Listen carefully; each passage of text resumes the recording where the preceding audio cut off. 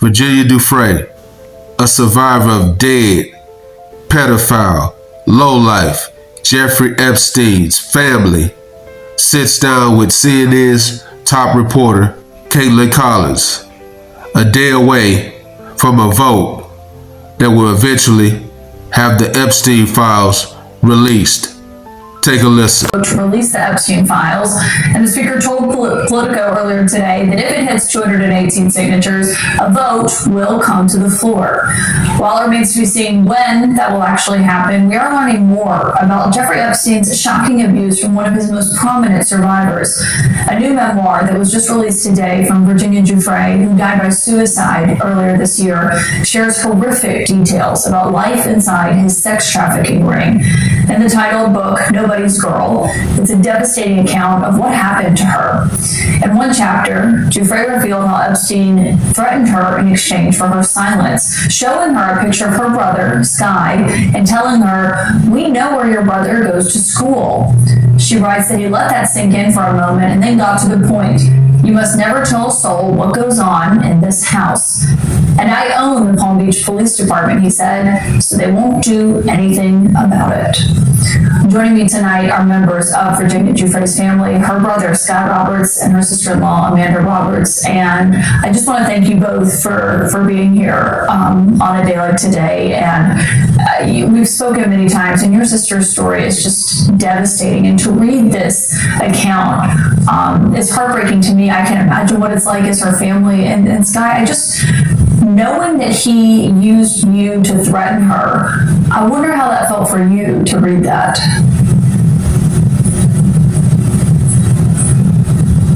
I would say that it was shocking to me. I didn't realize that to that extent. My sister was very transparent with us as to what was going to be coming out in the book. But when you see those details and you hear her voice coming through those pages, it feels so much different. And I could really hear her in those moments. And I mean, truthfully, I think it's disgusting. I mean, it really is, from the basic level of my own father using it against me to Jeffrey Epstein using it against me as well, or to my sister threatening me. Like, it is a predator's playbook. And so I think we have to continue to remind ourselves that these people were using the people around these survivors, these victims at that time, to hold them hostage in so many ways.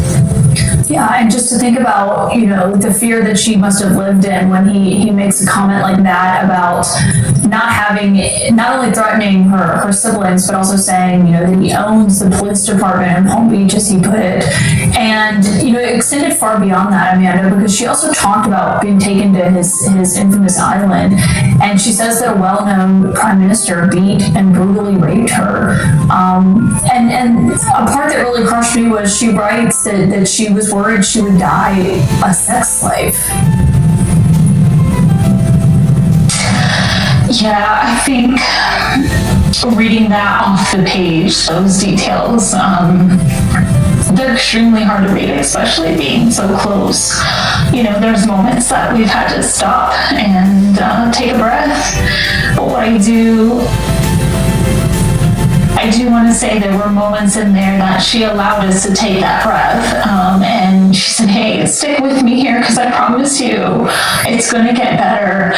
And to know that she was so viciously assaulted, it's a reminder of what these survivors went through. And it really pulls on you to want to fight for them, because this wasn't this lavish thing. And we get so caught in the salacious details of naming a name. There's very real, brutal trauma there that these survivors are having to live through every single day of their life. Yeah, and she writes, in regards to the unnamed prime minister here, how in a weird way she almost felt like that Jeffrey Epstein would eventually look out for her, but it was that situation with that person that made him realize he wouldn't, and that even when she was scared of this person, that Sky, that he didn't care essentially what happened to her. Yeah, I mean, I think that's a good point, Caitlin, because that was really the beginning of the end for her in so many ways. I mean, I think in some ways she wanted to look at Epstein as somebody, as you had noted, was looking out for her. He had promised her a lot of different things. I think that's sort of the playbook of a predator, right? It's to promise you things that you think you're going to get, but you don't get any of those.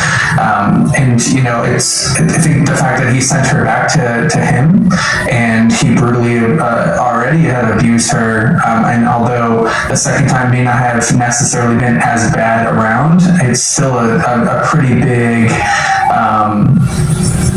I'd say it's a pretty big statement, the fact that he didn't care for them. He didn't care about the victims at all. And so, you know, I think it's important not to get caught up in the salacious details like Amanda had noted, and to really get down to kind of the basics of how these people groom these young girls at the time. It's absolutely disgusting.